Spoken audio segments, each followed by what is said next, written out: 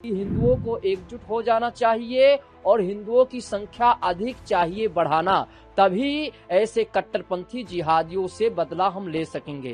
Rohingya घुसपैठ को पहले रोकिए, फिर टोकिए, फिर ठोकिए। अगर आज नहीं ठोक पाओगे तो फिर कभी नहीं। जैसे वहाँ हिंदू पीटे जा रहे हैं, वहाँ कट रहे हैं, उसी तरह भारत में भी पीटे जाएंगे, कटेंगे। हिंदू को अब एकजुट रहने की आवश्यकता है, सावधान होने की आवश्यकता है। बांग्लादेश में अल्पसंख्यक हिंदुओं पर बढ़ता खतरा। अब वैश्विक स्तर पर यह चर्चा शुरू हो चुकी है कि क्या वाकई में बांग्लादेश में हिंदू सुरक्षित नहीं है। दरअसल बता दें आपको कि बांग्लादेश में जिस तरीके से दीपू चंद्र दास, जो कि एक कपड़ा फैक्ट्री में काम करता था, और शख्स की मॉब लिंचिंग के जरिए जिस तरीके से निर्मम हत्या की गई, उसके बाद बांग्लादेश में अब हिंसक उग्र प्रदर्शन हो रहे हैं। शेख हसीना के देश छोड़ने के बाद से ही लगातार बांग्लादेश में हिंदुओं पर संकट मंडराता हुआ नजर आ रहा है। दरअसल बता दें आपको कि बांग्लादेश में वर्तमान में जो मोहम्मद यूनुस की सरकार है, उस सरकार में अल्पसंख्यकों में डर का माहौल है, और डर के माहौल में अल्पसंख्यक अब देश छोड़ने तक को मजबूर हो रहे हैं। दूसरी ओर म्यांमार से आ रहे रोहिंग्या मुसलमानों को शरण देने का दावा भी बांग्लादेश की सरकार अपने देश में करती हुई नजर आ रही है। इस पर हिंदू साधु संतों का गुस्सा फूट गया है और उन्होंने सीधे तौर पर हिंदुओं को एकजुट होने का संदेश दे दिया है कि यदि हिंदू धर्म को बचाना है, सनातन को बचाना है, तो फिर हिंदुओं को एकजुट होना पड़ेगा। देखिए साधु संत किस तरीके से आग बबूला होकर बड़ी अपील करते हुए नजर आ रहे हैं। बाबा बागेश्वर धाम के पीठाधीश्वर धीरेन्द्र शास्त्री जी ने जो भी उन्होंने कहा है, बिल्कुल उन्होंने सत्य कहा है। इसका हम समर्थन करते हैं। क्यों? कट्टरपंथी जिहादियों की संख्या जहां अधिक है और हिंदुओं की संख्या कम है, वहां हिंदुओं से पूछो कितना अत्याचार कर रहे हैं। संस्कृति सनातन को भ्रष्ट करने में लगे रहते हैं, कहीं उनके त्योहारों पर भ्रष्ट करने में लगे रहते हैं। और अब मैं बताना चाहता हूं कि जो बांग्लादेश में एक दीपक दास को मार मार के और उसके बाद पेड़ों में लटका दिया गया, जिंदा जला दिया गया, ये भारत में छत्तीसगढ़ के चौराहे पर और बहुत जगह ऐसा हो सकता है।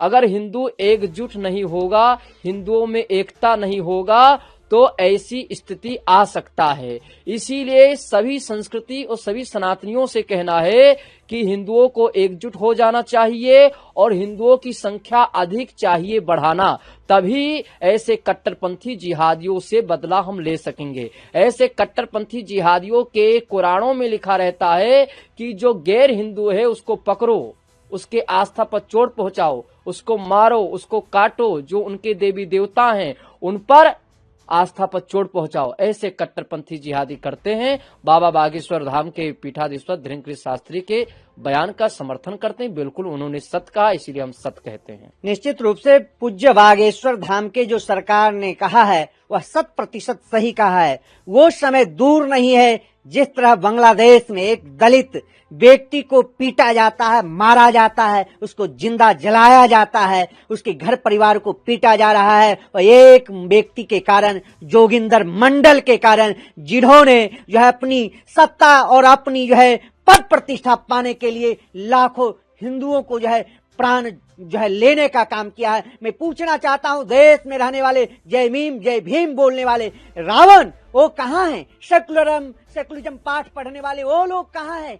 क्यों नहीं बोल रहे हैं? निश्चित रूप से संपूर्ण जनमानस को संगठित होकर के और ऐसे देश में रहने वाले जयचंद मान सिंह जैसे गद्दारों से भी निपटना चाहिए। उन जिहादी कठमुल्ले आतंकवादियों से निपटने के लिए संपूर्ण जनमानस को संगठित हो जाना चाहिए, एकत्रित हो जाना चाहिए और ऐसे जिहादी कठमुल्लों का प्रतिकार करना चाहिए।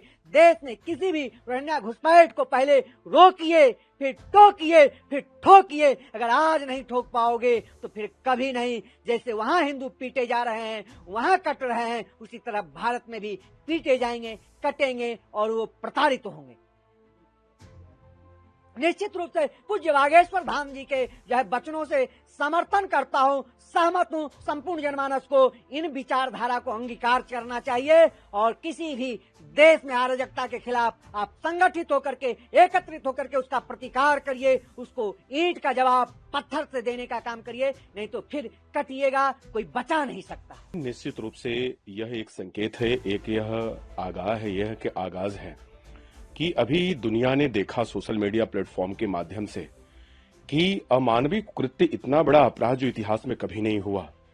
और यह सबसे बड़ी बात केवल हिंदू के लिए नहीं है, यह मानवीय मूल्यों को देख करके अगर देखा जाए तो इंसानियत और मानवता की अगर हम बात करते हैं तो ये सब मिलकर के अगर देखा जाता है तो यही निकल करके आती है कि इतना बड़ा जघन्य अपराध शायद मानव समाज में ऐसा कभी नहीं हुआ है।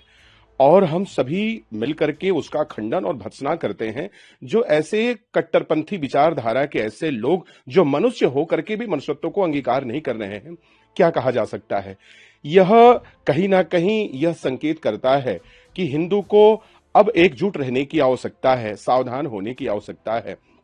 और जो आचार्य धीरेन्द्र शास्त्री जी ने कहा है, हम उनके विचारों का समर्थन करते हैं, क्योंकि हिंदुत्व केवल एक विषय नहीं है, हिंदू इंसानियत और मानवता को लेकर के चलने वाला एक वह ऐसा पक्ष है जो सदैव अगर हम इतिहास को उठाते हैं तो जिसने विश्व की मंगल की कामना की हो, जिसने सभी जीवधारियों पर अपना स्नेह और प्रेम लुटाया हो, वह हिंदुत्व है। तो निश्चित रूप से मैं धीरेन्द्र शास्त्री जी के विचारों का मैं स्वागत करता हूं। लगातार हिंदुओं पर बढ़ते बांग्लादेश में अत्याचार को लेकर अब मोहम्मद यूनुस सरकार पर खतरा मंडराता हुआ नजर आ रहा है। देखना दिलचस्प ये होगा कि बांग्लादेश में क्या वाकई में आगामी वक्त में सत्ता का तख्ता पलट देखने को मिलेगा, क्योंकि शेख हसीना के देश छोड़ देने से राजनीतिक अस्थिरता के साथ साथ सामाजिक वैमनस्य भी बांग्लादेश में पैदा हो चुका है।